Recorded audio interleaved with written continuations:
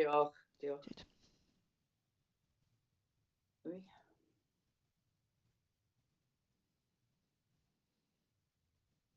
Thank you, Chair. The Welsh stream is live. I'll wait for As is Caroline the to confirm on English. the English. Yeah, I can Yeah, confirm the English is also live. Thank you. and Yeah, I'll just start us yeah. recording as well. Diolch. Diolch yn fawr iawn. Wel, bore da. Thank you. Good morning and welcome to September's meeting for the National Park Authority. So members, once more, we are meeting virtually, and I would like to welcome any members of the public or members of the press who are also joining. As the first action of the meeting today, it's my very great pleasure to welcome two new Welsh Government members. Helen Gwenllian and John Hogg join us. Croeso mawr I chi. As this is Helen and John's first meeting, I thought it'd be rather nice for them to say a few words right at the start. Members, you've obviously seen a brief biography of the two members, but perhaps Helen, you'd like to kick off. Diolch, bore da bawb. Thank you and good morning, everyone. Lovely to meet you all. O ran, nath Madeline holi I fi rannu Madeline asked me to share why I wanted to be a member of the National Park Authority Board. And I think it goes back to my childhood, actually. When I was at primary school, I was actually primary school when the Sea Empress disaster happened, and that had an impact on me as a young person. I remember collecting towels in order to be sent to volunteers who were caring for the birds along the coast. And as a result of that, I've always had an interest in nature. I was brought up in a rural area, and then I studied rural development at Aberystwyth University. And I've been very fortunate to receive a scholarship from the NRW at that time. And then I was appointed to the NRW. So I'm very grateful. And I'm trying to think of the word, but I feel very humbled actually to be here amongst you. And hopefully that I will be able to make a positive contribution to the work that we can undertake together for the park. Oh, diolch, Helen. Diolch yn fawr iawn. Beth am John? Thank you, Helen. And we'll now turn to John. Diolch, Madeline. So you already know something about me from the Welsh Government announcement, but I thought I'd give you a bit more flavour about me. I'm married with 2 children, and I live on a small holding on the outskirts of Pembroke. I only have 3 acres of land, but it's all laid to orchard. And that's a bit of a passion for me, is making apple juice and doing things. Qualifications wise, just to follow from what Helen has said, I've got a degree in chemistry, and I've got a master's degree in business. And I guess that gives me interest in 2 things. Well, one thing really, how nature and how business come together for the benefit of communities. And that's something I'm very, very strong and passionate about. And my first job was air quality monitoring 40 years ago in South Pembrokeshire. And guess where I was based? Lanyon Park. So it's very much a homecoming for me that when I visit Lanyon Park, I can still remember where my porter cabin was and my laboratory. So finally, I just can't wait to get stuck into this job. And I really want to help the park be even more a place for everyone in Pembrokeshire, visitors and communities alike. So that's me, and diolch yn fawr. Thank you, John, very much. I'm sure other members are really pleased to hear from both of you and your passion and commitment to the park already, and we'll indoctrinate you in the coming few weeks and months. We're really looking forward to working with you both. So, diolch yn fawr iawn. Members, we'll move on now to the agenda proper. Have we received any apologies for absence? We have not received any apologies for absence. Thank you, Chair. Excellent. So we're all present and correct. Thank you very much. I believe Chris is having a little bit of problems with sound and camera, but we'll hopefully work with that, Chris, and you'll be able to continue to join us in the meeting. Members, any disclosures of interest in respect to any items of business on the agenda today? Yes, we've got a hand raised from Vanessa. Councillor Thomas. Madeleine, as you say, it's just a personal interest, item 3925, the Creswell Key Conservation Area, just because it's in my ward. Thank you very much, Nessa. Anybody else? No, I think we're happy with that. So we'll move on to agenda item 3 to confirm the minutes of the 30th of July 2025. Members, I'm quite happy to propose these. We have Simon prepared to second. Yes, indeed. You're happy to second. Thank you. Thank you very much. And members, we need to just vote to approve those. So can you please raise your hands in the normal way? Thank you.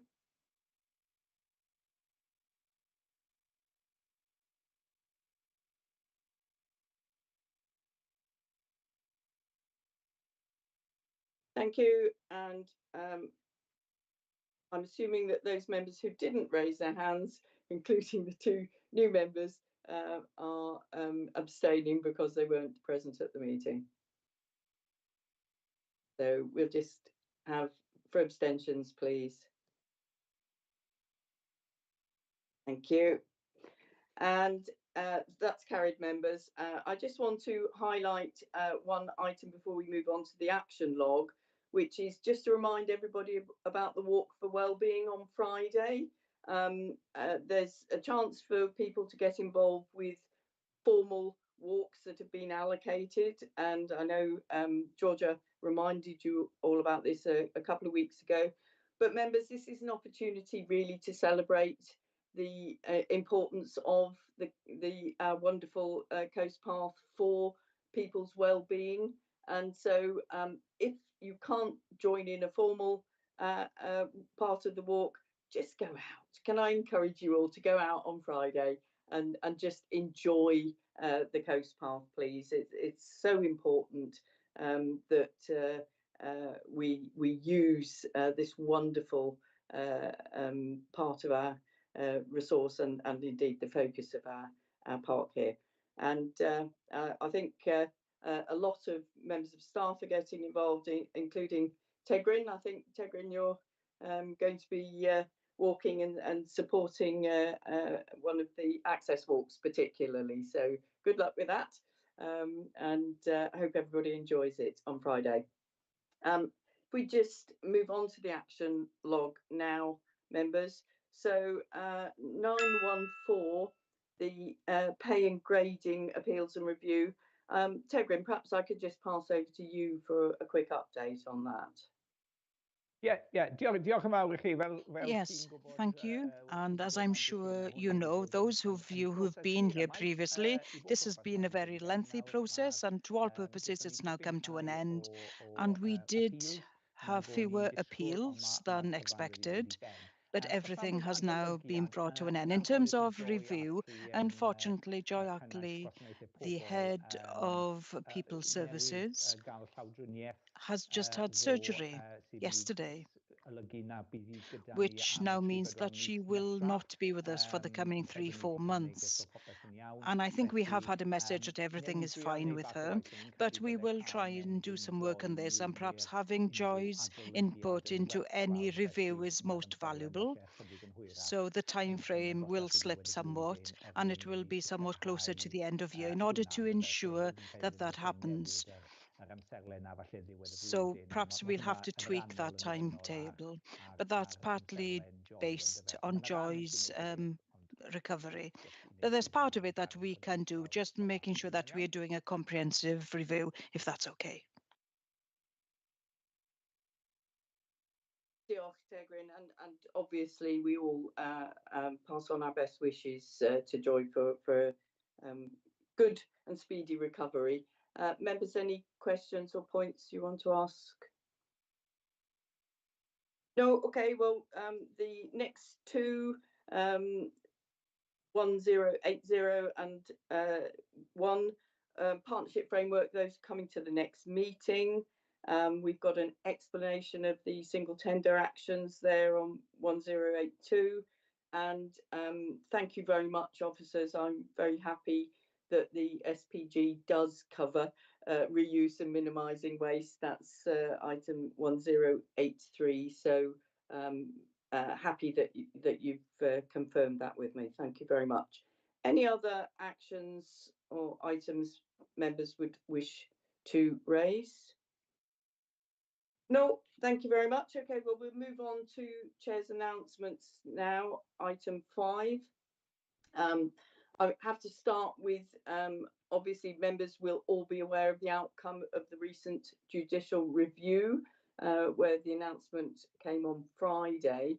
The judge dismissed 3 of the 5 grounds, but found against the MPA on 2 others. This is obviously disappointing, members, and we shall need to discuss and take advice on what our next steps should be. We'll be doing this shortly, and I think members will have a good opportunity then to all input our thoughts and ideas. Secondly, I'm very grateful to Jessica Morgan for circulating an update on the Green Room. We've had a number of you have inquired about how progress is going, and the update was very timely. Hopefully this progress will continue to plan, and we'll be back in for our formal meetings by the start of the new year. I think we're looking for a mid to late November handover, and then there'll be snagging and so on. So hopefully we'll be meeting together formally. We do meet together in our workshops and so on when we have the opportunity, but our formal meetings with new technology and new space will start early next year. Now, members, if I can move on to reporting activities since the last meeting, my activities since the last meeting. I've met with many of you over the summer.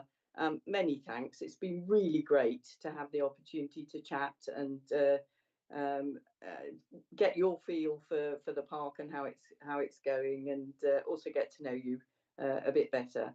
And I look forward to meeting the rest of you in the next few weeks. Many of us attended the county show in August. We had a great stand once again, and thanks again to all the staff team for organising that. We had a very successful Ffermwyr Bro event, which gathered a lot of interest there. And indeed, since our last meeting at the end of July, we've had the first meeting of our Ffermwyr Bro panel, and the first set of grants have been decided. So that's a very positive movement, and we were really pleased at the amount of interest there is in this scheme. We've had meetings with WLGA and NRW about the recent nutrients and the marine state of the marine SACs. It's an issue of concern to us in terms of planning, but a major issue for a number of other local planning authorities as well, including Pembrokeshire. So that was a helpful meeting, and we're getting more and more information coming forward, I think. But it is still an issue that is taxing our officers and officers in other authorities. We had a meeting, Tegrin and I had a meeting with the Friends, which was very nice for me to have a formal introduction to them, and very useful, as always, to talk about points of mutual interest and where Friends can help us and we can help them. Finally, not just on meetings and so on, there's been a couple of meetings of the CJC, the Combined Joint Authority, that we are an observer on, but we act as a formal member of some of the committees. My meetings were concerning appointment of a Chief Operating Officer for the CJC, and also about the investment strategy. But I believe there have been other meetings of the CJC subgroups very recently as well. So I just wondered if members attending those would like to give any feedback. Claire, I believe you've attended a strategic planning meeting recently. So if you could. Yeah, certainly, Chair. So I attended the CJC strategic planning meeting, as you mentioned. The main point for discussion was engaging an officer. So they've recently been out for a secondment for an officer to deliver a joint delivery agreement for the planning authorities across the region. So that's all for local authorities: Pembrokeshire, Carmarthenshire, Swansea, Neath, Port Talbot, and the two national parks, Banai and ourselves. So that was the strategic planning. I also attended the economic wellbeing and regional economic development subcommittee as well.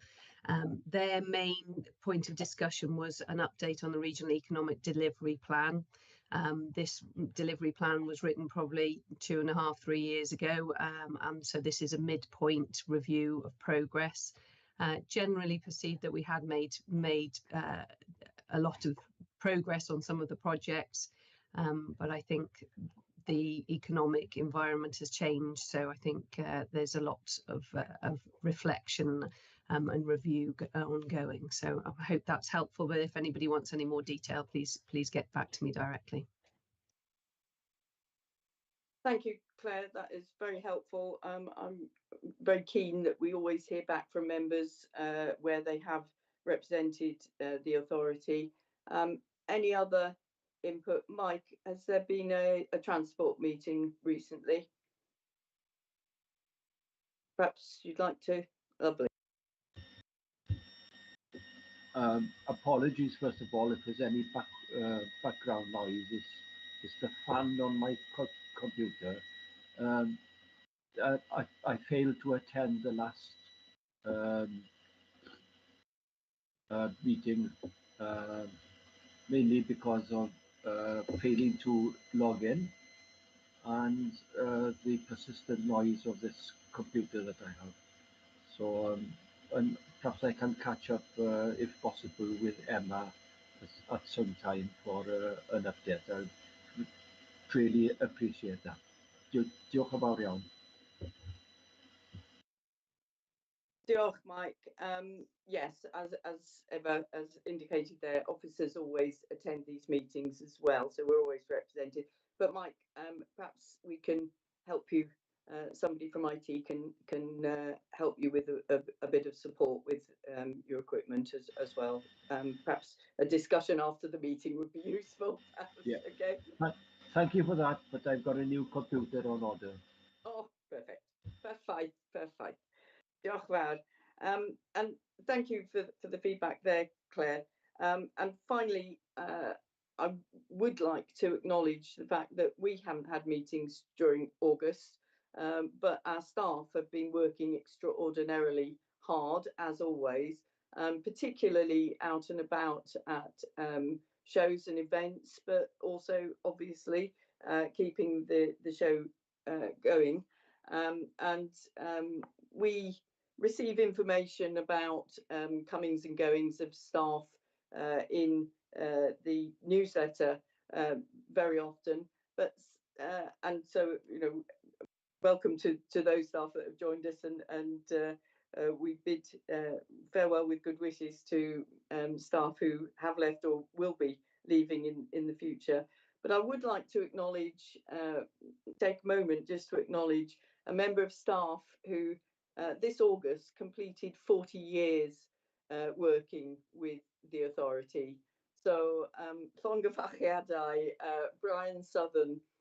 Brian joined the drawing office in August of 1985, and he was instrumental in designing and delivering his first Coast to Coast in 1986.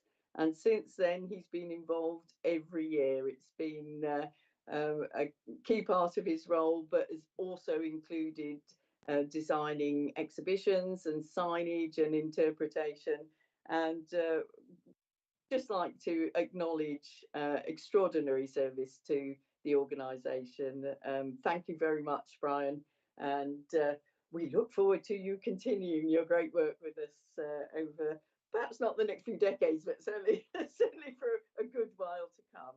So thank you very much, Brian, and thank you very much, members, for that. Obviously, if you've got any questions on any of the items that I've mentioned now, please do just ask or come back to me afterwards. Right, we'll move on to agenda item 6. This is just to receive the report from the DM Committee, Development Management Committee, held on the 9th of July. That's already gone to the Development Management Committee that was held last week. So that's receiving that. Then agenda item 7. If you remember, members, when we lost our esteemed colleagues, Rachel and Julie, previous Welsh Government appointees, we had to shuffle the deck chairs a little bit, and other Welsh Government appointed members had to fill in gaps for on various committees. And so we're very grateful for Dr. Plummer, Rosie and Gwyn Aled-Jones for stepping in to Audit and Corporate Services Review Committee. But now we have 2 new Welsh Government members in Helen and John.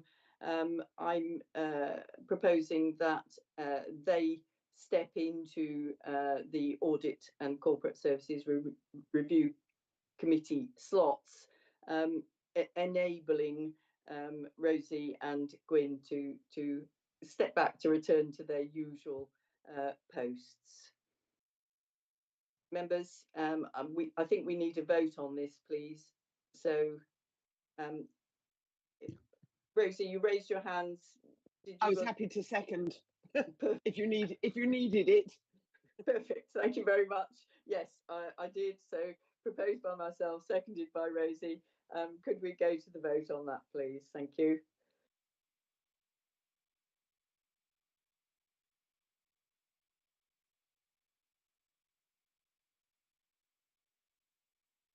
Thank you very much, all.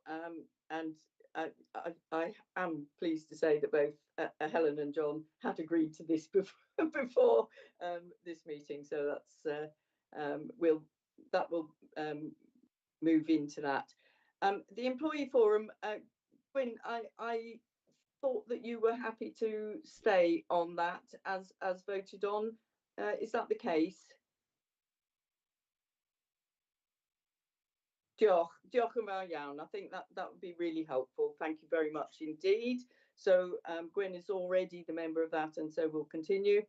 And then members, we discussed this at the AGM where committee membership was agreed, that it might be possible that Councillor Steve Alderman would take over from me as representative of the Port of Milford Haven Advisory Committee. Steve has certainly indicated he's happy to do that. So if we could, I'm happy to propose that, please. We can have a seconder.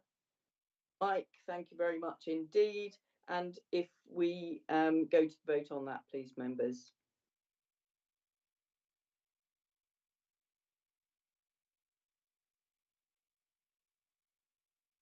Excellent. That's a full house there. So thank you very much, Steve, for taking that on. Much appreciated. Thank you, members, for your support. Thank you. I shall do my best to represent as best I can. Thank you very much. Diolch fawr.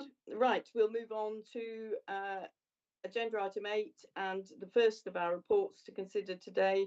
This is report 3825 to consider the submission of the Local Development Plan 3 LDP 3 delivery agreement to Welsh Government. So it's looking at the plan that we've already been out to consultation on and have amended now. So this is the final version. And our strategic policy manager, Emma Gladstone, is going to lead us through this. Bore da, Emma, thank you very much. Bore da, diolch. Thank you, Chair. Good morning, members. Is that sharing correctly now? It's fine. It's not full screen, but we can see it. Yeah. There we are. Hopefully that's full screen now. So thank you, members. So this report seeks approval for the delivery agreement for the replacement Local Development Plan 3. So in May, members were asked to approve the draft delivery agreement for public consultation. The delivery agreement sets out the timetable for key stages of plan preparation and the community involvement scheme, so setting out how and when the authority will engage and consult stakeholders and the community in the plan making process. So we undertook consultation for an 8-week period. We gave notification of the consultation by email or letter to members, town and community councils, members of the public, businesses and organisations that are on our LDP contact list, and the specific and general consultation bodies that are listed in Appendix 4 of the delivery agreement. The draft delivery agreement was available on our website, and a questionnaire was produced to guide responses for respondents. We only received 3 responses by email, one of which was a response of no comment. But I'll just go through the comments that we've received and the points raised and how we've addressed those as officers. So Newport Town Council raised that they would welcome more engagement at an early stage of plan preparation. Over next year, officers will be preparing the evidence base, and there will be engagement opportunities then prior to the preferred strategy consultation, which is a statutory consultation stage, which is timetabled for January 2027. So officers will be engaging on the Sustainability Appraisal Scoping Report, and we'll also be preparing a key issues, objectives and vision paper that will be available for comment. We'll also be undertaking a call for candidate sites, and we'll be considering various strategy options in terms of growth options and strategic spatial options, and we will engage on these prior to consultation. So there will be early engagement over the next 12 months. It was considered that there was an over-reliance on IT, and officers do consider that use of the website is an accessible, easy and efficient way for the majority of people to seek information. For example, we've recently contacted all those that are on our contact list, approximately probably 1,500 entries on there, and we've had to do that for GDPR issues, and we are now requesting email correspondence is provided instead of paper correspondence, and that will only be available on request in exceptional circumstances. And to date, we've only received requests for sort of 2 paper copies to be made, which will be a significant resource and time saving for officers, as previously we've been posting out approximately 400 to 500 letters each time we've done a consultation exercise. And I really think as officers, we think this demonstrates the majority now do have access to IT facilities at home and email addresses. But it is acknowledged, though, that to ensure that all sectors of society can be engaged, that paper copies of the LDP will be deposited at key locations during statutory consultation periods. And this was highlighted then in the consultation response.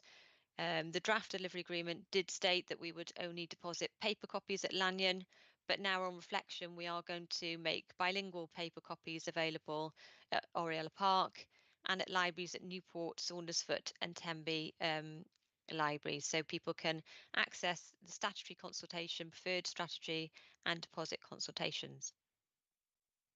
It was stated that Newport Town Council would welcome more face-to-face engagement, and officers do consider that the delivery agreement identifies a range of engagement methods. We will utilise online methods and workshops to engage, but we will also be providing drop-in sessions at key locations in the National Park during the main statutory consultation stages of preferred strategy and deposit plan stages. The delivery agreement does not provide an exhaustive list of engagement methods. There's certain things that aren't listed in there. For example, we do attend face-to-face planning agents forums once a quarter, and are available at certain events such as the Pembrokeshire County Show, and disseminate information face-to-face engagement in different methods. Newport Town Council did consider that the delivery agreement overestimated the ability of town councils to fulfil expectations set out regarding awareness raising and dissemination of information. And we've now amended paragraph 3.6.18 to clarify the expectation is not for town councils to disseminate information, but to raise awareness and encourage engagement in the LDP process. It was also raised by the Town Council that they'd welcome further information on place plans, but officers do not consider that the delivery agreement is the appropriate place for information on place plans to be included. There is reference, though, to place plans as they can be prepared as part of supplementary planning guidance. So there is some guidance in there on that.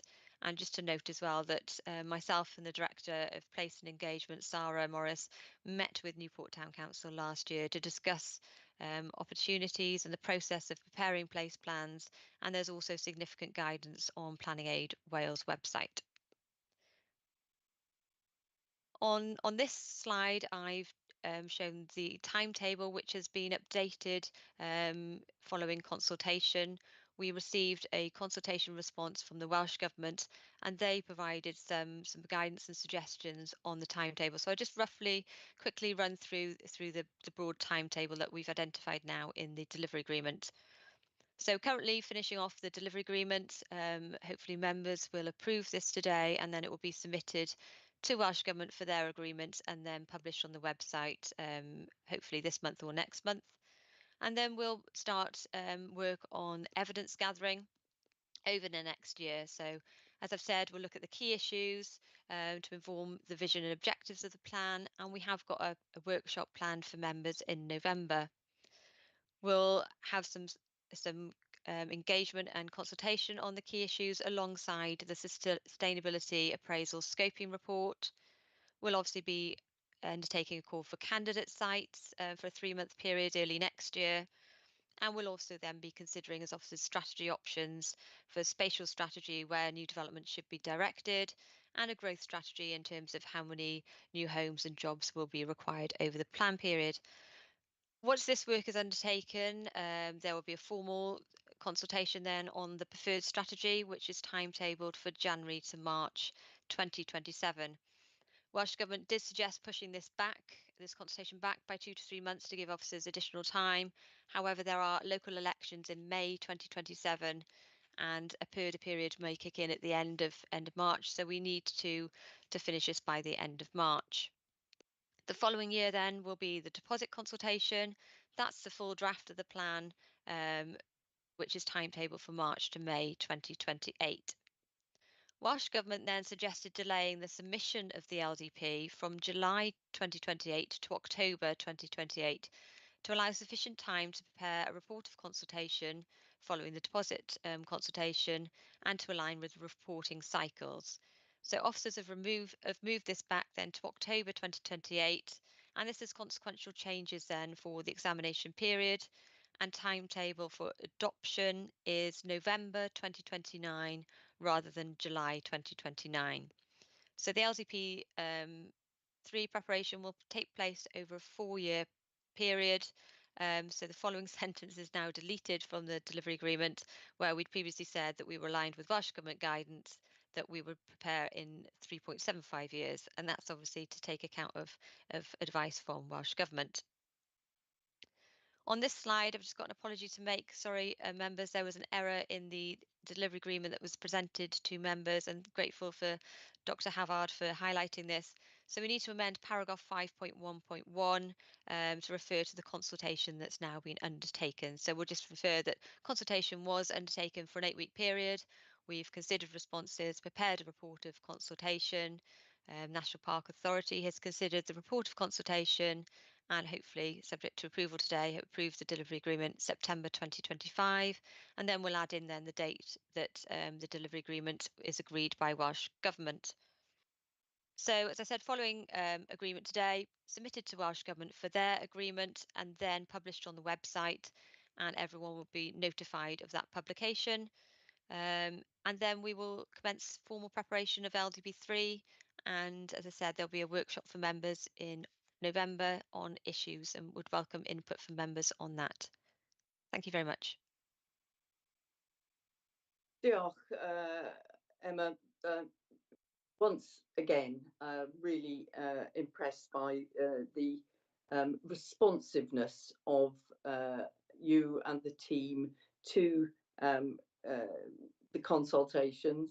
People often say, "Oh, we don't, it's why do we bother with consultations? People don't take any notice of what we say." This organisation takes a lot of notice of what people say. And I think it's really important to highlight that to everybody and anybody who would wish to in the future get involved. It really is important for people to get involved. The local development plan is a really key document. Until LDP3 comes into is adopted, hopefully following that timetable of November 2029.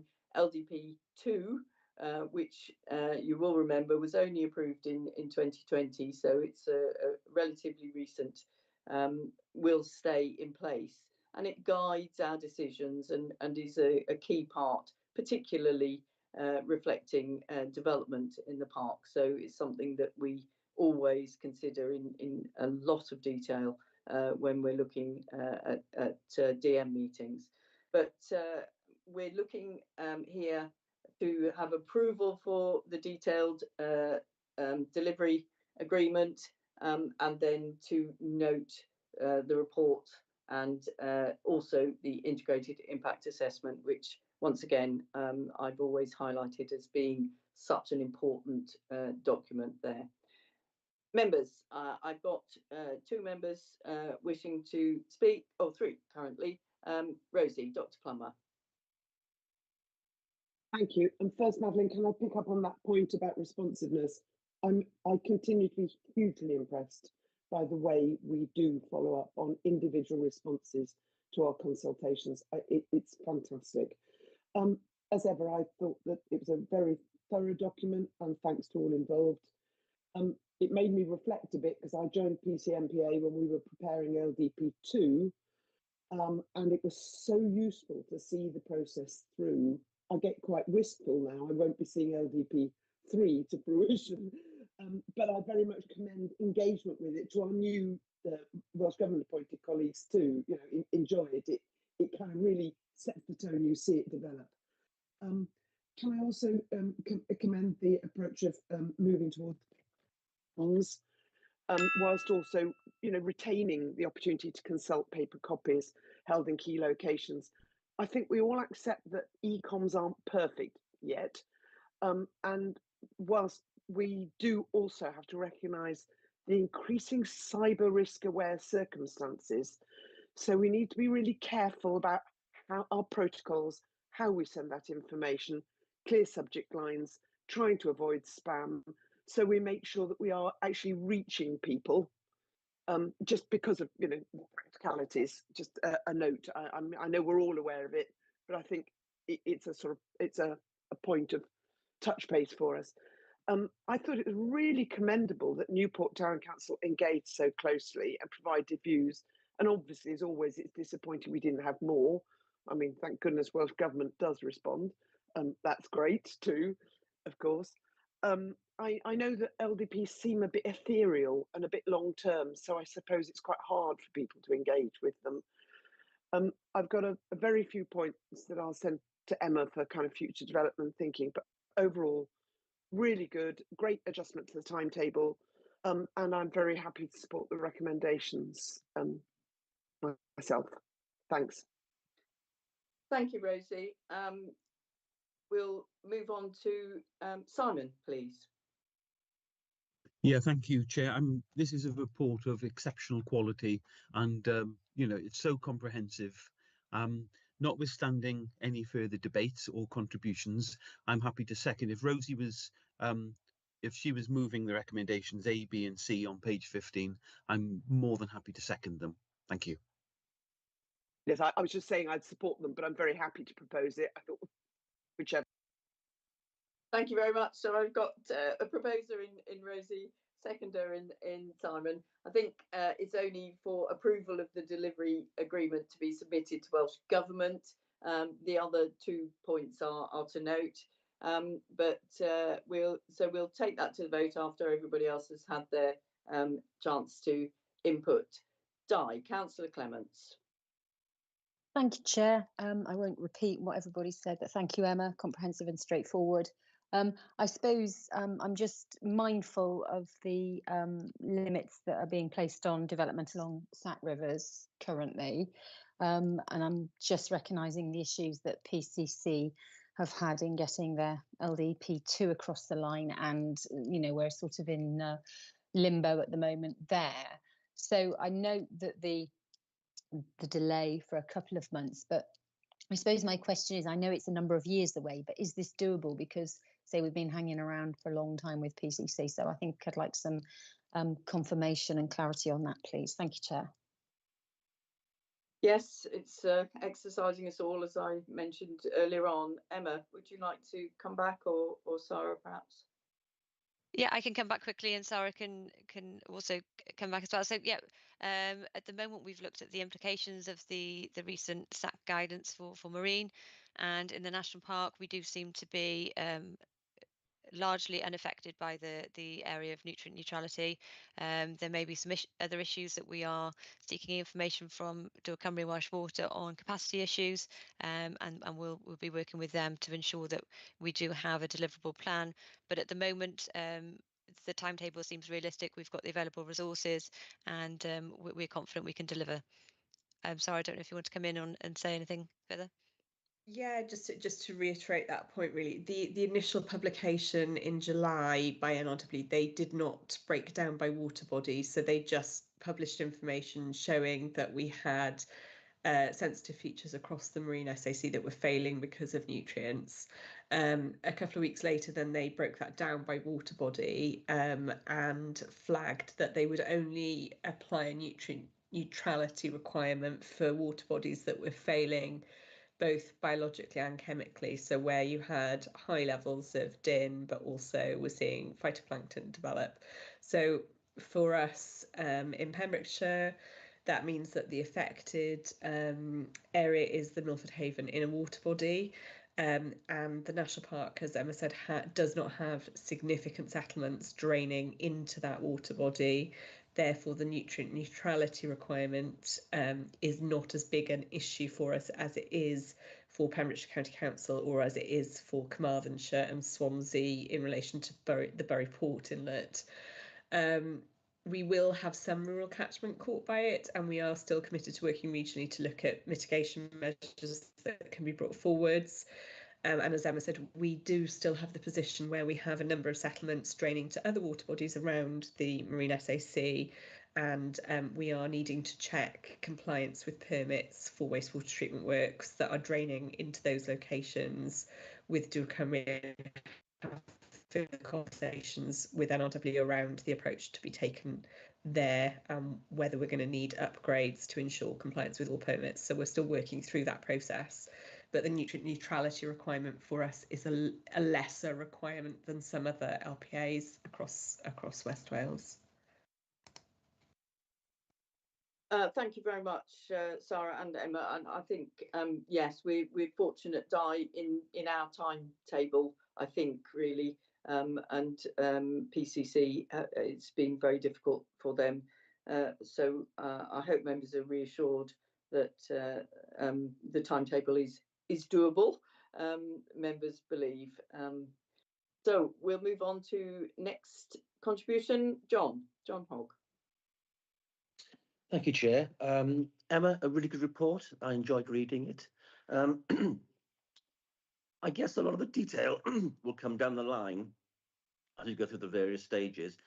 I just wanted to ask, are there any learning points to date from the process we've gone through? There'll be numerous learning points that we'll be reflecting on and learning from. We are quite a new team, so we'll probably have a number of learning points as we go through the process as well. But in terms of, just looking at the delivery agreement consultation, we were disappointed as officers to only get, 2 or 3 responses. And we had a meeting yesterday with the other national park authorities across Wales, so Banau and Eryri. I was just asking them, well, how did you get more responses to yours, and what methods of engagement or advertisement did they use? And they use exactly the same as we did. So yeah, looking definitely to make sure we learn as how we can engage as many people as we can in the process going forward, and we'll be reflecting on those and seeing how we can get better responses as we go through the process of engagement, working more with we've got a workshop for members now in November, so would be really grateful to learn from you as well of how we can engage our communities, our town and community councils and local people, and be really grateful for your input on the key issues and help shape the plan as we go forward. Thank you. Happy with that, John? Yes, Chair, thank you. Thank you very much, Emma. Now, Mike, please. Mike James, Councillor James. Diolch yn fawr iawn, Cadeirydd, diolch i chi, Yes, thank you, Emma. Chair, and thank you to you, Emma.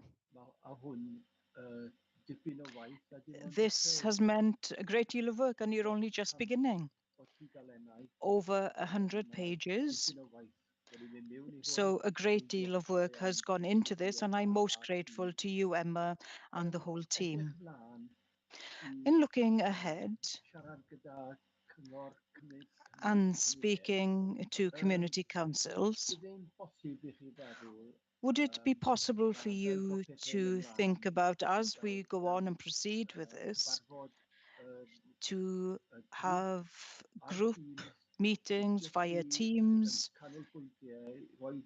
just to focus and to give people an opportunity to put their opinions forward? Of course, we don't need to do that now. We're only just beginning, but a little bit later on, possibly, say around our meeting in November time, and to think about convening a team group with some town and community councils. Thank you, Emma.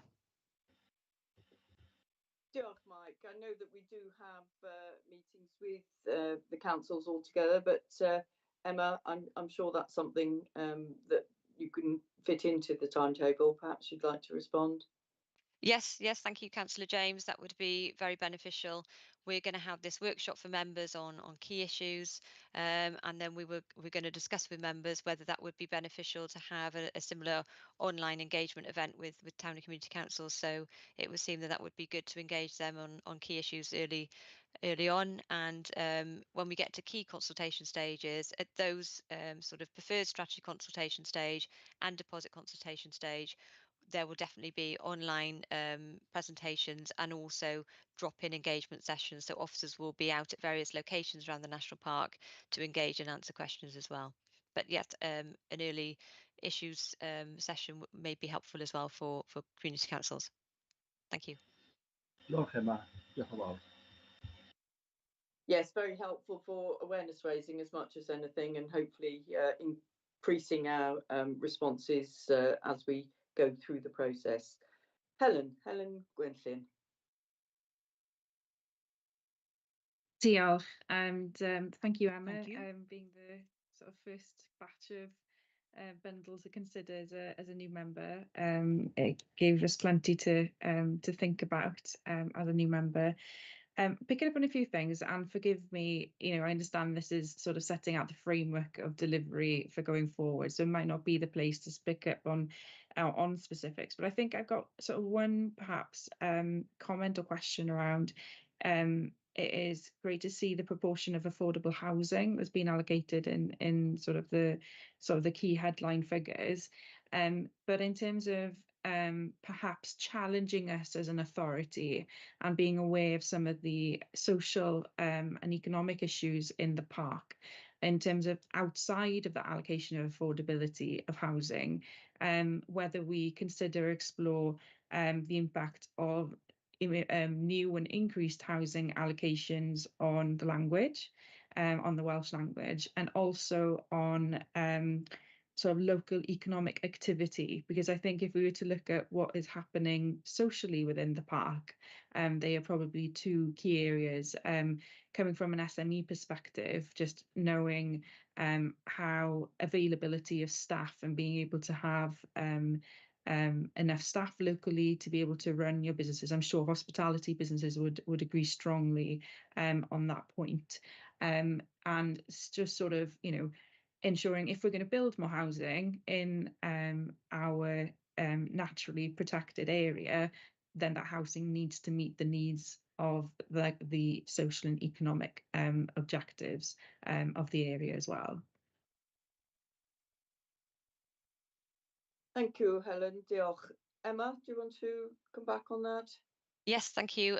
So the delivery agreement at the moment is more like a project sort of plan, project management plan, really, setting out the timetable, how we're going to consult, the details then on the issues, how we're going to address housing, should we have housing for local people only, the impact on Welsh language of new housing, what levels of affordable housing do we need, the links between number of homes we need and how that links with number of jobs we may need. All those will be sort of developed over the next year, really, as we develop the key issues to inform the strategy and inform the strategy options of numbers of homes we need and the spatial distribution of where the homes should go and how that links then with employment, impact on Welsh language, etc. So yeah, that will all be developed through the next sort of year or so. There is a requirement for a Welsh language impact assessment, and that is also embedded in the sustainability appraisal. So yeah, very good points, and that will all be explored in the next year. Thank you, Emma. It's a slow burn, this the development and adoption of such an important plan, but really helpful to have those observations coming into it. Helen, diolch. Gwyn Alif-Jones. Diolch yn fawr. Na'n neud chydig o sylwadau sydd wedi codi fy sylw fi.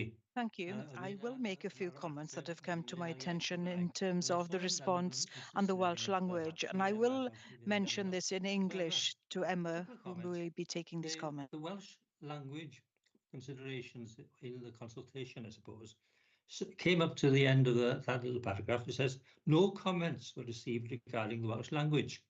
And just immediately later, the questionnaire invited comments on the impact of the proposals on the Welsh language. No responses to the questionnaire were received. Is that something to be disappointed about? Or is it an indication that they're utterly satisfied with everything that we're doing? So I think, a little bit of your internal discussions in times to come, or maybe at that workshop in November, will enable us to look at things like that and wonder why those responses came through. The second point is just a little bit later in the papers on page 53. It talks about what we'll actually do. The National Park, for instance, will have policy guidance documents bilingual. All National Park Authority publicity and advertising will be bilingual. Is that list exhaustive? Because immediately I say it doesn't mention signage around various sites needing to be bilingual. It doesn't talk about interpretation panels or interpretation exhibitions being put up should be done bilingually or not. Isn't it an opportunity to put more detail in, or is that should we become entirely satisfied and wait for the workshop in November? So it's a, thought-provoking rather than, a criticism. So off we go. What do you think? Thank you, Gwyn. I think just to highlight again, this is the delivery agreement with Welsh Government for the development of the plan. And obviously we also always adhere to the Welsh language standards and expectations as well. But Emma, do you have any further comment? Yeah, just to say that we were disappointed we didn't get more responses. The questionnaire is to guide comments. We thought that might be helpful for people to use. There is a requirement as well to have questions on the use of the Welsh language, opportunities to increase use of Welsh language through consultation and guide people's responses there, and provide opportunities to make positive impacts on the Welsh language or mitigate any negative impacts on the Welsh language. So we didn't get any responses to the questionnaire, so we didn't get any specific comments on Welsh language there. When we do consultations, there is a requirement under the Welsh language standards for the consultation material to be bilingual, so we would obviously adhere to those standards. And if we were to put up signage, so if we were to put up site notices, they would be bilingual as well. So that's not specifically referenced in the delivery agreement, but yeah, we would obviously adhere to the Welsh language standards in what we do. Thank you. And I think what we need to do is to encourage as many people as possible to get engaged with this process and to feedback on all aspects and in whichever language they are happiest to do so. Claire, Councillor George. Thanks, Chair. And I was just going to build on Councillor James's point around engaging town and community councils. We've got One Voice Wales Pembrokeshire Area Committee in October, and I'll certainly bring to them the ask of the delivery agreement for town and community councils. I'll put that on the agenda. Thank you very much. Very helpful indeed. Helen, you raise your hand again. Comment on Welsh language, I suspect. No, hand's gone down. Sorry, I pressed the wrong button, the note rather than the mic. Yeah, I did pick up on that, and having a look through your community engagement, and perhaps are we asking the right people to comment in the Welsh language? So I did notice that Merched y Wawr was missing. So if you had Women's Institutes, I'd probably include Merched y Wawr. I don't think that Menter Iaith Sir Benfro was on there. And perhaps you could also, there would probably be a Cymdeithas yr Iaith Sir Benfro as well, where you'd probably be likely to get some feedback on the language. All very helpful suggestions. Thank you, Helen. I'm sure Emma will have taken note of those. Yes, thank you. If you've got any specific contact details, I would always be grateful to have those as well. We can add those to the contact list. Thank you. I think we were doing quite well at the show with those groups. Tegrin and I toured around speaking to people, but yes, that would be really helpful if anybody's got any contacts of groups or individuals to pass on to Emma. Right, members, very helpful contributions there from all. Diolch fawr iawn. And thank you very much for the discussion points there. We've got a proposer in Rosie Plummer, Dr. Plummer, and a seconder in Councillor Hancock, that we approve the delivery agreement for submission to the Welsh Government, and that we've also noted the report and the integrated impact assessment. Any other comments that anybody wishes to raise? Otherwise, I'll go to that vote.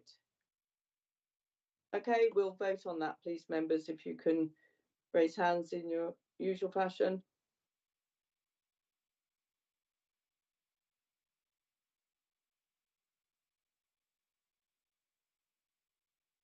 Excellent, that's full house. Thank you very much. Thank you, Emma.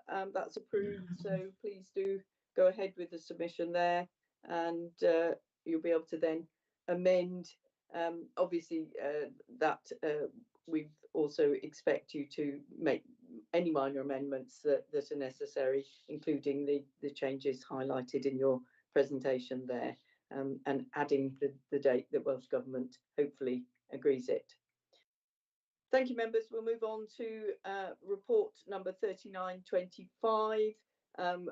I'll just remind members, and Vanessa may like to just mention again a declaration of personal not prejudicial interest here. Thank you, Chair. Yeah, just personal interest, as you say, because it's the conservation area that we're discussing is within my ward. Excellent. Thank you very much, Vanessa. So we've had a number of fantastic presentations about the Creswell Quay Conservation Area, and we agreed its establishment a little while ago, and now we've moved on, and this is the adoption of the Creswell Quay Conservation Area Appraisal and Management Plan as supplementary planning guidance. And again, Emma, I believe you're going to present on this. Yes, thank you, Chair. So this report just seeks approval to adopt the Creswell Quay Conservation Area Appraisal and Management Plan as supplementary planning guidance. And we've also published an errata sheet to update existing conservation area appraisals to reflect legislative changes introduced by the Historic Environment Wales Act 2023. So in March, members were asked to approve the draft Creswell Quay Conservation Area Appraisal and Management Plan for public consultation. The Appraisal and Management Plan details the picture of historic development in Creswell Quay. It provides an analysis of the character of the area and what makes Creswell Quay special, including its landscape and riverscape setting, key open areas, important building materials that contribute to the character and appearance of the area, and provides guidance then for maintenance of buildings, appropriate design principles, and for new development in the conservation area to ensure that the character and appearance of the conservation area is preserved and enhanced. So officers undertook a public consultation for 8 weeks. We sent a bilingual letter to inform residents within the conservation area boundary. It was also sent to councillors and community councils of Carew, Jeffreyston and Martle Twy. We also consulted statutory consultees, so NRW, Do Cymru, BT, National Grid, Heneb, Cadw, Pembrokeshire County Council and the Mining Remediation Authority. We also held an online engagement event via Teams. The presentation was given by myself and Linda Jones from BAB Architects, who prepared the document for us on the 29th of April 2025, and we only had 3 people attend the meeting. The draft management plan was available to view on the website, and we had a structured questionnaire then again to gather feedback. In terms of responses, we had 3 responses, again, all received via email, did not use the online questionnaire. These were all from statutory consultees. So the Coal Authority, the Mining Remediation Authority, had no specific concerns regarding the consultation, but noted that coal mining features are present in Creswell Quay, which could pose some stability or safety risks. So we've added in some extra information into the document just for information purposes on that. Cadw supported the appraisal and management plan as a tool for managing development. Their response provided a list of key heritage assets in the area, which are referred to in the appraisal. They raised concern, though, that the appraisal did not address buried archaeology or recommend archaeological investigation. So we've worked with Heneb and the authorities archaeologist. We're very grateful to Thomas for his input on this as well, and provided some suitable wording on that now in the amended version. Cadw also raised that the term scheduled ancient monument should now be amended to scheduled monument in line with the 2023 legislation, so we've made appropriate changes there.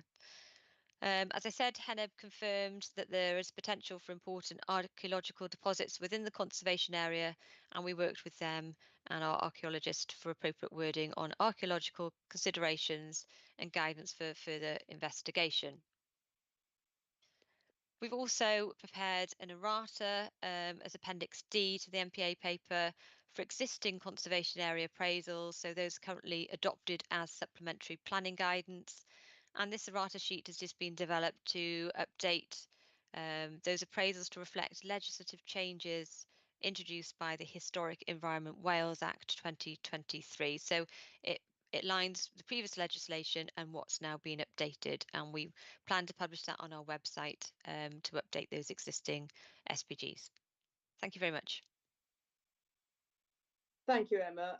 It's a delight to see this come back and with the detail again amended and updated.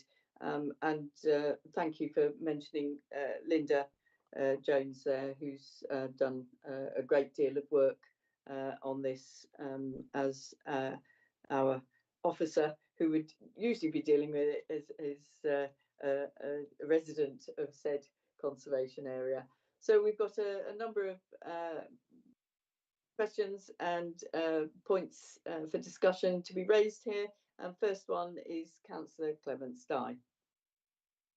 Diolch, Chair. Thank you, Emma. Comprehensive as ever. And each time I read these things, I learn so much more about the area, which is not that far from me, but not within my ward. I think I probably was one of the three that was online in April. I did contact, or I highlighted it all to my community council, so they were aware of it, but it's always disappointing that not everybody is interested, perhaps as we are, but they had the opportunity. So just wanted to say that. I'm very happy actually to propose recommendation, the proposals, please, Chair. I think it's extremely thorough. I've read it thoroughly and I'm very happy with it. So I'll leave that with you then. Thank you, Chair. Thank you very much for that, Di. We've got 4 recommendations before us. One, the first and main one, is to adopt the Conservation Area Appraisal and Management Plan as supplementary planning guidance. The other 3 is to note the report of consultation, note the integrated impact assessment, and then to agree the publication of the errata sheet involved that Emma has described and highlighted, which would update for existing. So thank you for that proposal. We'll take a seconder if possible for that. Rosie, you've got your hand up anyway to speak. Are you prepared to? Yes, I was going to leave Simon to second it, but... Oh, okay. Simon, we'll take you as seconding. Well, that is exceedingly civil of you, Rosie. Thank you. It's much appreciated. Seconded with enthusiasm. Excellent. And I know that you both want to comment, so I will come back to you, but that's just to sort the formalities. So, Rosie, I will move to you now for comment, please. Thanks. Yes, it just seemed appropriate that Simon, as chair of DM, to second. Yeah, I very much welcome this. And I think it's an opportunity in particular to commend the work and contribution of our planning and strategic policy colleagues. And perhaps in particular, I'd like to pay tribute to our highly respected and very much envied Building Conservation Officer, Rob Scurfield, who some of our new colleagues won't yet have met, but you know, he is an envy in Wales, I would say. So, you know, great. And I think we have some fantastically well looked after conservation areas that have benefited so much from his, you know, particular attentions. Can I also say thanks to the team? It's really useful to see final form documents with track changes. It makes it so much easier to see where changes have been made. So that's fine. And yes, I certainly will be supporting all the recommendations. Thanks. Thank you very much, Rosie. Sarah, you've just raised your hand quickly, so I believe you want to come in. Wanted to thank Rosie for her kind words and say, yes, you know, I think we are particularly fortunate, both with the strategic policy team that we've got in place and also with the historic building conservation officer. And as you say, Rob is, we are exceptionally lucky to have somebody of Rob's stature working for the National Park, and he wrote the Pevsner Guides for Pembrokeshire, Carmarthenshire and Ceredigion. There are a number of local authorities who don't have people who have delegation from CADU, so we're incredibly fortunate to have somebody with that level of expertise that is in-house for us. So thank you. Thank you, Sarah. And Simon. Councillor Yeah, thank you very much indeed. I associate myself entirely with all the comments that Rosie made. This is such a wonderful community, a collection of historic buildings in the most wonderful setting that you could ever imagine. And I feel really confident that this supplementary planning guidance, if members are minded to approve it, and I'm sure they will go a long way to preserving and enhancing that very special sort of landscape, and also preserve the rich Pembrokeshire traditions. It's almost got a micro identity within Pembrokeshire, and I think that's something we need to cherish, support, and preserve. So yeah, more than happy to second. Thank you, Rosie. More than happy to second the recommendation that we adopt this SPG. Thank you. Thank you very much, both. Any other comments or input? No, I think that. Sorry, Madeleine. Sorry. I just wanted to also extend thanks to Linda Jones from Bab Architects, who has put a huge amount of work into this. Obviously, Rob lives in the community, so we needed somebody that could do this at arm's length, and I think the standard of the work that she's done has been really high. So just wanted to extend thanks to her for that.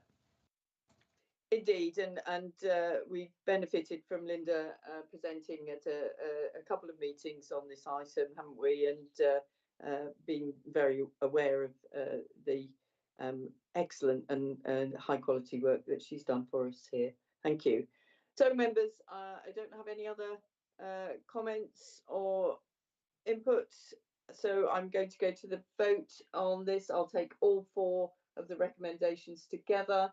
And I have a proposer in Dr. Plummer, a seconder in Councillor Hancock, and I would. Was it Di who proposed, not me? Sorry, it was Di. Very sorry. I've written you down, Di, and then I've just moved on to Rosie. So, sorry, minute takers for the confusion as well. So can I see your hands raised in the usual way, please? All those supporting.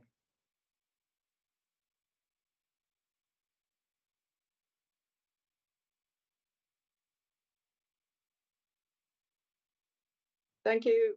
Again, that's full house. Very much appreciate your support there. We'll move on now, members, as everybody puts their hands down, including me, be helpful. To agenda item 4025. This is to approve concerning the National Park Partnership Group.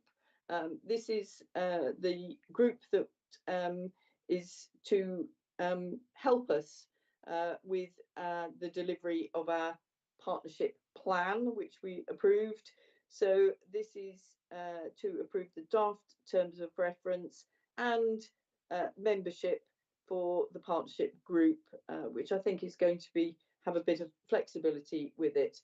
But our officer, Michelle Regelou, will take us through this. Thank you very much, Michelle.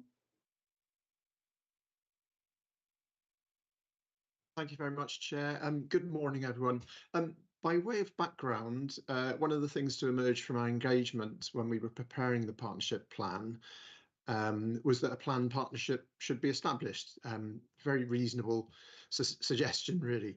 And I should perhaps say that the partnership plan is what we are calling the management plan for the benefit of new members, and that management plan is a statutory requirement under Section 66 of the Environment Act 1995. But it was felt that partnership plan better reflects the sort of ethos and function of that document. Pembrokeshire is blessed with strong partnerships, isn't it? And many of them do contribute to park purposes. But there's no single external partnership or forum which views issues solely through the lens of national park purposes. And more specifically than that, perhaps, there's no one external delivery and monitoring partnership for the partnership plan.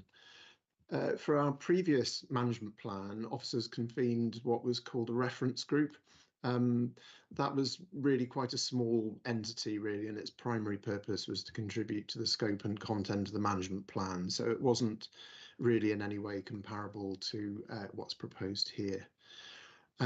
So at the authority meeting in March, members approved the final partnership plan, but also gave officers delegated authority to develop what was termed at that time a partnership group.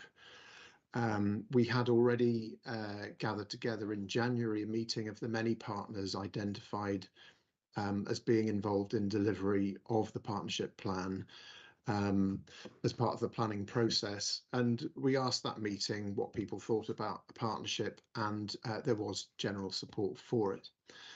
So what could such a partnership do? What would its roles be if it's to add value?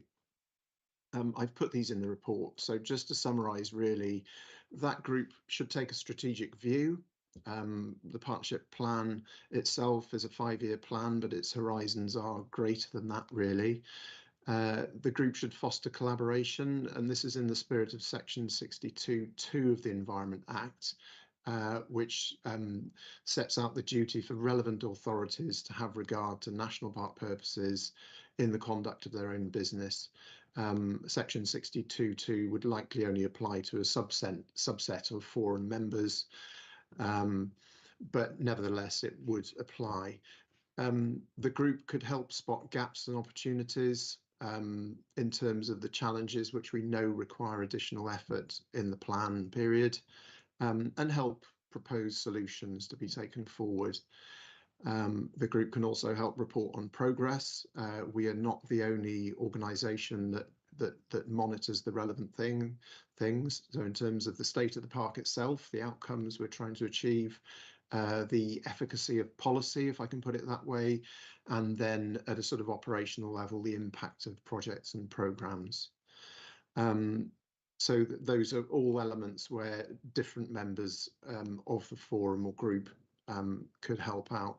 And then last but by no means least, I think that partnership or forum can help review the plan in due course, although this authority would retain statutory responsibility for the production of the plan. And in view of those sorts of functions, I think it's appropriate to think of this as a forum, a place for discussion within the sort of the basis of the partnership plan. So what about membership? It makes sense, I think, that the forum would be made up of partners and representative bodies that make contributions to delivering the partnership plan and or have a stake in the outcomes as well, in terms of the state of the park, the state of communities and so on. I think we know most of those bodies, not least through the partnership plan and other corporate planning processes, as they identify the key players in terms of monitoring and delivery. And I've included in the report an illustrative list. It's by no means intended to be definitive. And apart from anything else, I think the forum would naturally evolve over time according to need and opportunity. And within individual forum meetings, of course, if there's a specific thematic or geographic focus, then there might be additional tailored invitations, for example, to those who could present on a certain subject or advise. How might the forum be structured? There have been discussions on this because there's quite a few possibilities. One of the original contenders was to have a core group and 4 thematic subgroups, with those 4 subgroups dealing with the authority's 4 Cs of conservation, cultural heritage and connection, climate and natural resources and communities. However, we do have the Pembrokeshire Nature Partnership. We've got the Public Services Board, Nature, Decarb and Climate Change subgroup. So the question arises then, is it not better to work through existing groups like that? Which is not to say that the forum and members of it don't have important roles in relaying messages from and to other groups. In fact, I think that's a major point of added value. So that's one model. Another model comes from Eryri. They have the forum Eryri, which is set up to deliver Eryri's partnership plan. Their experience suggests that with a clear agenda for each meeting, attendees will naturally self-select. So the right people tend to be in the right room at the right time. And I think having everyone in the same meeting potentially also brings resource and communication advantages. You're not having to duplicate messages. So I do think that the single forum model is a good starting point. We can, of course, ask the forum itself in due course, try different things if they seem appropriate. And of course, there's nothing to stop us having temporary task and finish groups as well, if they're appropriate. Again, referring to ERA, their forum meets quarterly. Meetings are 2 hours long, and they're fairly formal and theme-based, and their chair is appointed from forum members.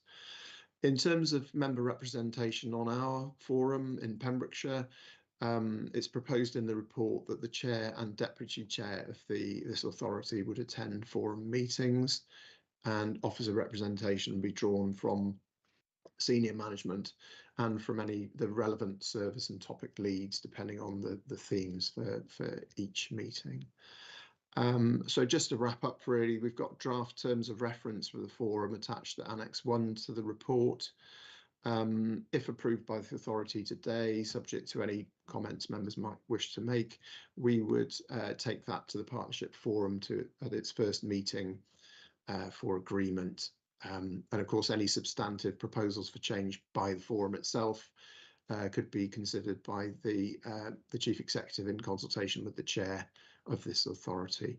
I think that's all I need to say, really. So through you, Chair, thank you very much, and I'd be happy to respond to any questions at this point before members move to the recommendations. Thank you. Diolch. Thank you very much, Michelle. Very clear and a clear report.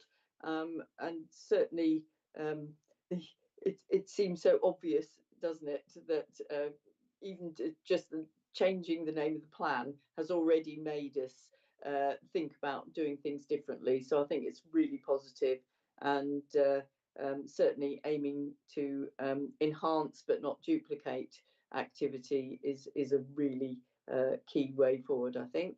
I have a number of people who want to contribute, and we'll start with Councillor Clements. Di, please.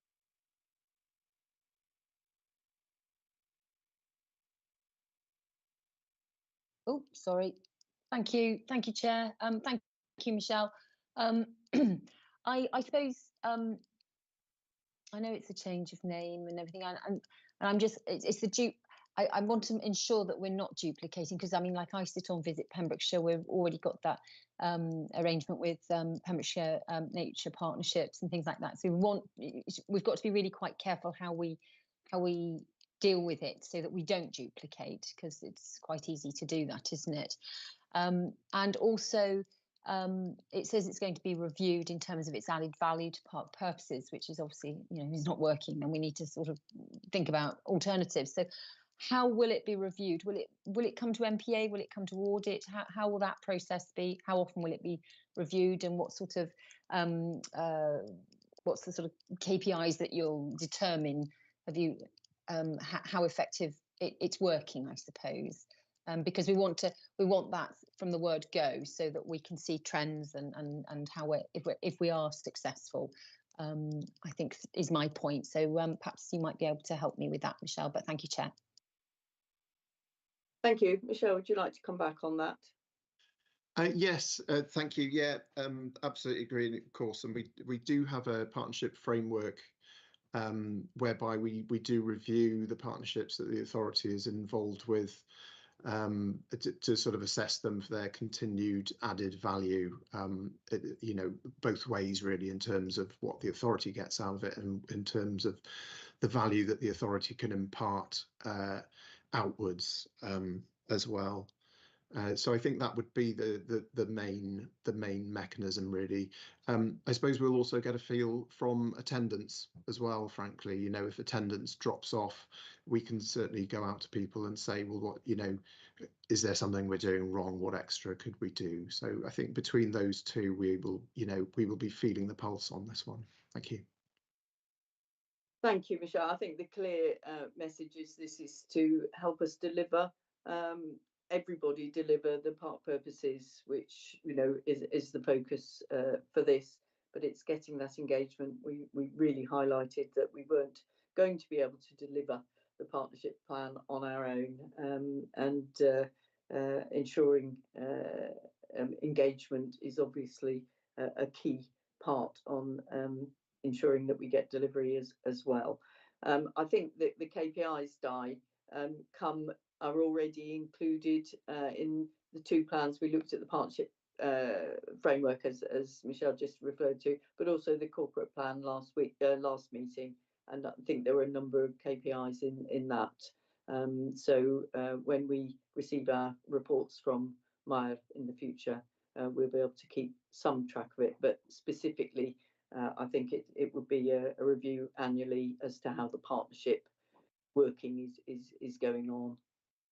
Do you want to come back on that? Yeah, just briefly. Thank you for that. I'm just wondering where that would sit in the sort of governance arrangements of parks. Would that come to MPA, or is it audit, or I can't remember where it sits sort of equivalent previously. I think it's going to be coming to audit on a regular basis, and then will be obviously reported back to MPA. I just hope that that's correct, Tigran. I think we discussed it last Yes, time, but I we did. can't remember. Exactly, So I just wanted to clarify. Thank you. Yeah. We'll check anyway. Yeah, it was in the discussions of last meeting. Thank you. We'll move on to Dr. Plummer. Rosie. Thanks, Madeline, and thanks, Michelle, for a very clear presentation. It's obviously useful to draw on Eryri experience. Reading this put me in mind of the very valuable role I found was played by the National Access Forum for Wales. You, Madeline, may be familiar. I don't know whether you sat on NAFU, which is a supported group serviced by NLW, but it draws on the collaborative experience and contributions of a really diverse range of stakeholder organisations, and that significantly strengthens their collaborative reach and impact on access matters across Wales. And I'd commend Michelle to have a quick look at their terms of reference, for example, and their thematic approach to meetings, and also picking up your point about working through existing partners rather than creating new groups and bodies, when resources and efforts are tight. So that's available, and I can ping you the links anyway. On section 4 on membership, I absolutely appreciate it's not exhaustive or exclusive. I'd just like to give a shout, please, for Plant Life UK, and not only UK, an international charity regarded as the global voice for plants and fungi conservation. It's got a good track record in Wales, and without Plants and Foundation, neither Butterflies and the Butterfly Trust or Birds and the RSPB, both of which are flagged there, would have anything to eat. So on the administrative arrangements in the section 5, I think that's really clear in the terms of reference, not quite so clear in the report. And perhaps we ought to be thinking as well, just in our own minds, in our tracking effectiveness, how much resource this takes from us and what are our costs. We're all looking at resource and costs and what we do better and differently. So being able to show it's done it more effectively for us, it would be good. I'd like to see in the purposes of the partnership forum somewhere adding the term or the thought of advocacy. I think in this day of an age of misinformation, the role of trusted organisations and their collaborators is really important for advocacy. And on page 208, where it says chair, it wasn't clear to me how long the appointee would act for, and I think it's useful to have some plan for that. Is it for 2 years, 3 years? Is it annual? I don't know. I also really welcome the concept of a rolling effectiveness review. I think that's great. I'll certainly be supporting the recommendation, and subject to tweaks delegated to officers, very happy to support the recommendation or move it, whatever. Thanks. Thank you, Rosie. Are you proposing, therefore? Thank you very much. With the proviso that there will be slight tweaks and changes, and of course the term of reference will be going to the first meeting. Do I have a seconder for the proposal, please? Maureen Bowen, thank you very much. You happy to second, Maureen? Your hand went up very quickly. Yes, happy to second. Diolch, thank you very much indeed. So I have another person wanting to input. Mike, Councillor James, your hand was up.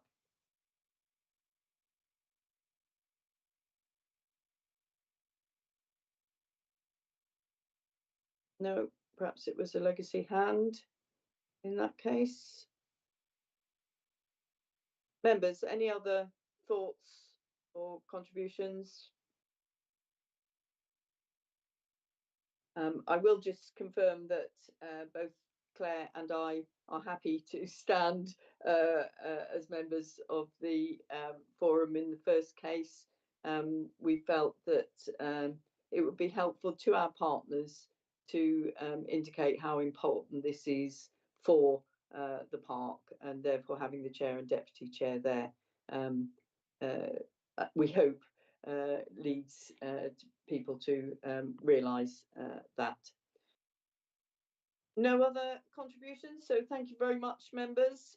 Thank you, Michelle. I think this will be a very positive step forward in the delivery of our partnership plan.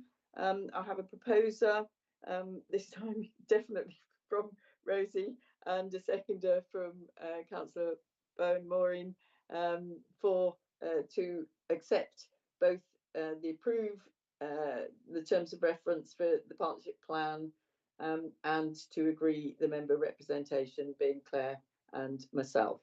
So can we go to the vote, please, members, if you'll show your hands in the usual way.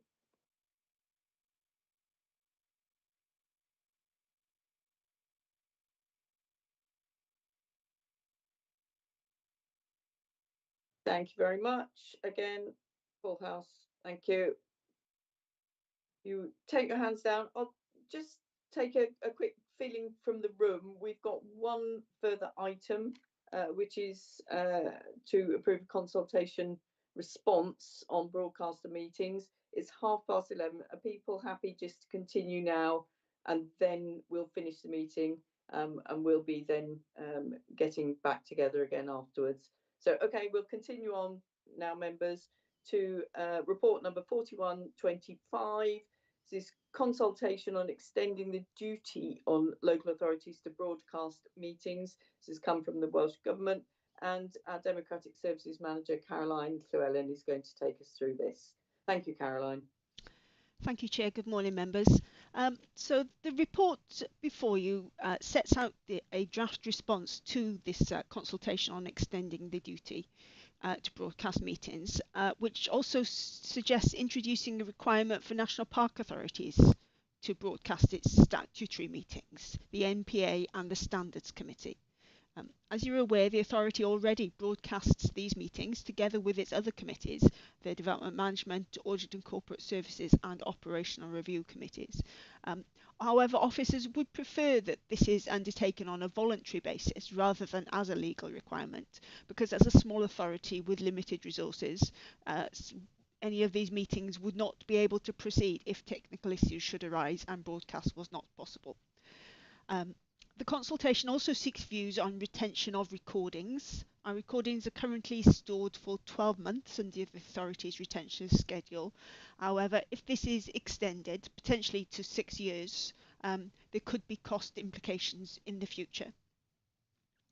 The suggested response is appended to the report, and members' views are sought on this before it's submitted to Welsh Government before the end of November.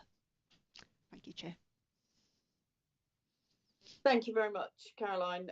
As has been highlighted, we already do and are very open in broadcasting and making available all of our formal committees, which I think has been a very positive move and has enabled people to see how we work and follow our decision-making process. But members, I don't have to remind you, I'm sure, that we have experienced issues with the broadcasting, the technicalities of it. and hopefully our new system will be more robust. But it is a system, and we would face the difficulties of having to close a meeting if we were unable to broadcast, if it was a legal requirement. So I think pointing this out, as Caroline has done in the response, is very helpful. Obviously, what attention is paid is will be up to other responses and Welsh Government's final decision. But a couple of comments here from members indicating they wish to speak. So, Di, Councillor Clements. Off, Chair. Thank you, Caroline. I think it's a very sensible approach, and I'd be very happy to propose the recommendation that of your suggested responses. Thank you, Chair. Thank you, Di. Can I ask, therefore, if there's a seconder to that? Thank you, Claire, very much indeed.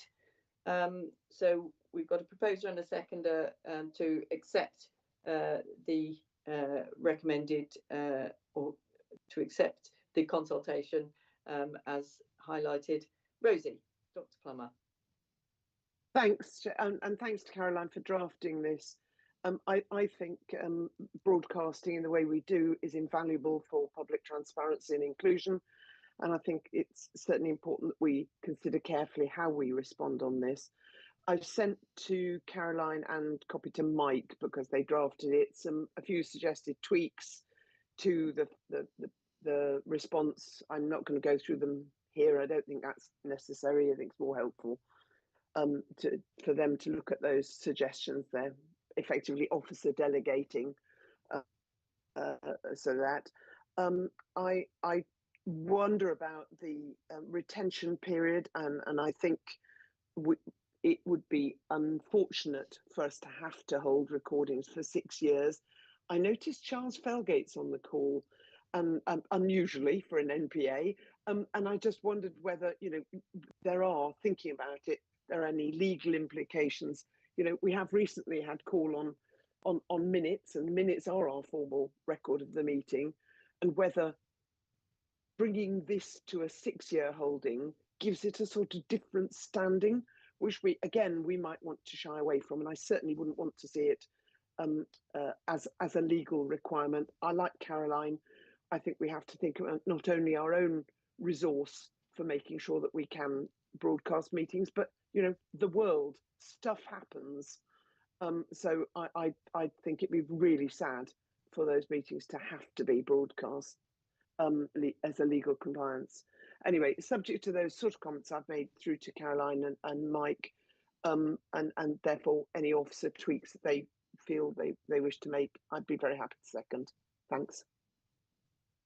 Thank you, Rosie. And just to confirm that any of those suggestions are not changing the meaning or agreement. They're different ways of expressing the same. Yeah, perfect. Clarifying. Yes. Clarifying. That's really helpful, and I'm sure that both Caroline and Mike have also taken on board legal requirements as well. So I'm not going to request our legal advisor to come in here. But Claire, you also want to comment? Chair, I was just going to say, I think as an organisation we value transparency, and we go as far as we can to make sure that the meetings are inclusive. The recent addition of Welsh language to DM was welcomed at our last meeting, and I think we should be proud of that transparency. I think their pragmatism, as Di mentioned, is the key. We do have recordings of as many of all of our meetings through minutes, and the most important thing is that our decisions are made in the proper way, so that they're correct. So for me, it's more about making sure that we're correct for decision making and making sure those are recorded, and we will do our very utmost to ensure that the meetings are available publicly as and when, and by exception, as Rosie says, the world happens, and I've struggled with IT myself in the last few days at meetings, so that's these things happen. So I think generally we're going above and beyond the ask of this at the moment. Thank you, Claire. And Mike, Councillor James. Diolch yn fawr, Cadeirydd. Thank you, Chair. Yeah, I agree completely with the document, the paperwork, and also with what people have just had to say in today's meeting. So thank you. I agree with everything. Diolch, Mike. So, members, I think that's all comments. Nobody else wishing to input. So, thank you, Caroline.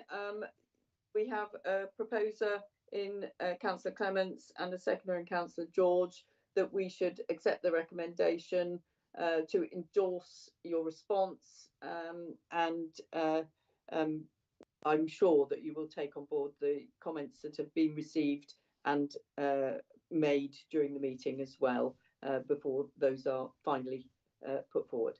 Thank you very much. Members, we'll go to the vote on that, please. All those in favour?